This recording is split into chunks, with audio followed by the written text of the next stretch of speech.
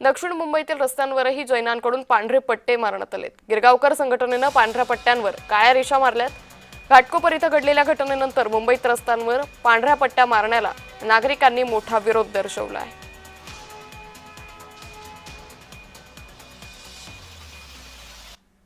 घाटकोपर आणि दादर नंतर आता पांढऱ्या पट्ट्यांचा वाद हा मुंबईतील दक्षिण भागात येताना पाहायला मिळतोय। मी सध्या गिरगाव या परिसरात आहेत। आपण जर या ठिकाणी पाहिलं तर या ठिकाणी सुद्धा सफेद पट्ट्या या आपल्याला लांबपर्यंत पाहायला मिळतात। मात्र स्थानिक नागरिकांच्या माध्यमातून या संपूर्ण सफेद पट्ट्यांवरती कुठेतरी काळ्या रेषा या सुद्धा मारण्यात आल्यात। फुल्ली खरं तर या ठिकाणी मारण्यात आल्याचं पाहायला मिळतोय। कुठेतरी स्थानिकांचा विरोध हा या संपूर्ण पट्ट्यांवरती आपल्याला पाहायला मिळत आहे। आम्ही गिरगावकर संघटना याच्या माध्यमातून काल रात्रीच या संपूर्ण सफेद पट्टीवरती काळ्या रेषा या मारण्यात आल्याचं पाहायला मिळतो आणि त्यामुळेच आता हा वाद आणखीन वाढतो का याचे सुद्धा प्रश्न त्या ठिकाणी निर्माण होत आहेत। मात्र आता या संदर्भात आज आम्ही गिरगावकर या संघटनेच्या माध्यमातून एक आंदोलन सुद्धा पुकारलं जाणार आणि या आंदोलनामधून त्यांची विरोध जो आहे तो हा या संपूर्ण व्हाईट पट्ट्यांवरती दर्शवताना पाहायला मिळणार आहे। त्यामुळे आता या आंदोलनानंतर काय प्रतिक्रिया त्या ठिकाणी समोर येत आहेत, जैन समाजाच्या माध्यमातून काय प्रतिक्रिया येतात, लोकप्रतिनिधींच्या माध्यमातून काय प्रतिक्रिया येतात हे सुद्धा पाहणं तितकंच महत्त्वाचं राहणार आहे। व्हिडिओ जर्नलिस्ट सिद्धार्थ दुबाळेसह मी जय पवार,